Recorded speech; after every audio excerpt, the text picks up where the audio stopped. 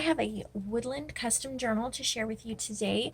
This one is very special to me because it is for my sister-in-law, and she loves woodland greenery and owls and foxes and deer and bees and all that sort of thing. So she kind of liked the greens and pumpkins and kind of like fallish colors.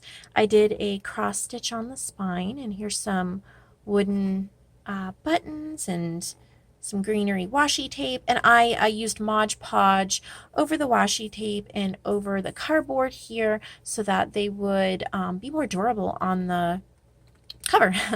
So I used a vintage Reader's Digest book and I repurposed it, and this I just used some corrugated cardboard and did Tim Holtz Distress Oxides on it, and then stamped these cute little owls, and there's some twine around that.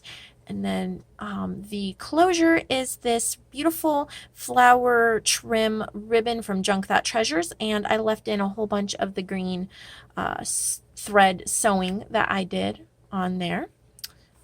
And I did not make it really lacy or really girly because that wasn't really the style she was going for. So let's get into it. It's 3 signatures, 120 pages. I recovered the inside with some wallpaper and washi. I added this cute little bag and this little tag and this Tim Holtz flower. So this is really a woodland nature theme. So this says, "Adopt the pace of nature. Her secret is patience," by Emerson.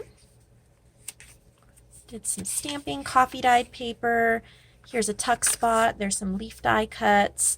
I found this gorgeous book called Animals Through the Seasons, and I used a few of them to make some pockets because she's going to be using this for memory keeping. She's also a photographer, and I thought it would be a great place for her to put things. So this one is foxes on this pocket. There's a little bee sticker. And this is from a book on the apple tree. And I made a little Rolodex card pocket here, double pocket, tag there. And here's that from the old design shop, Come Little Leaves, and then I added a vintage owl print there. There's a little pocket with some journaling cards and some vintage deer on that piece of ephemera. This is Together is the Best Place to Be. And this is also from the old design shop. I printed it like a giant postcard. It's a postcard back. So that would be a great place for journaling or even putting a postcard. There's a little tab that says love. Here's the middle of the signature. And then I added these little, what are they called? Prompt cards. This is on decorating style, contemporary, traditional, yes, no, yes, no. And I thought, she could just add a little bit there. Here's a vintage ferns print, and I sewed on a little leaf die cut. Some little pieces of ephemera clipped on there. This is Smile. Here is one of my paper ribbons, but it's wood grain. Here's a corner wood grain pocket. Here's a weekly time card from Junk That Treasures, and then a little mini library card that I cut out of a 6x6 pad that I got from Michael's. Here's another little vintage printable. Did some leaf stenciling here.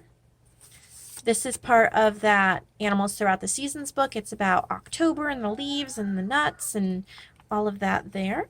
Another pocket. Here's the other side of the foxes. And here's a pocket for her to put photos or other things. And it's some music, and then a little feather tag, little collage tuck spot down there. Another paper ribbon with wood grain. And then a little K clip for her last name. There's another little vintage owl. There's another little pocket. The Tim Holtz flower. Live a Beautiful Life. Another journaling prompt card. Some mushrooms from the Old Designs shop. This is another tuck spot, but it is a paint chip card, and I added a leaf and some sewing, but it's Monterey Cliffs, Fauna Brown, and Cedar Brown, which I thought was very fitting for this.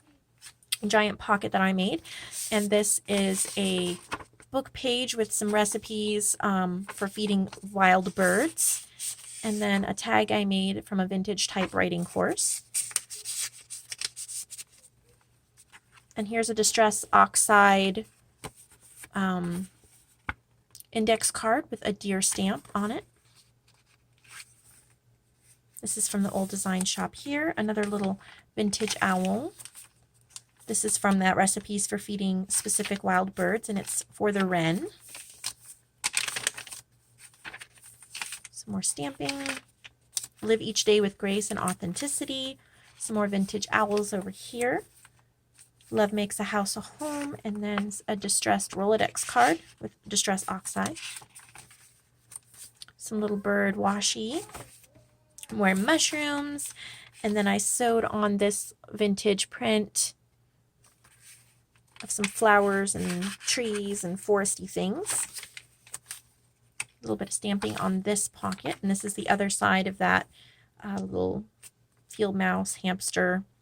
This is from a vintage book on wildlife, and this is about photographing wildlife, and there's a stamp of a camera. She is a photographer.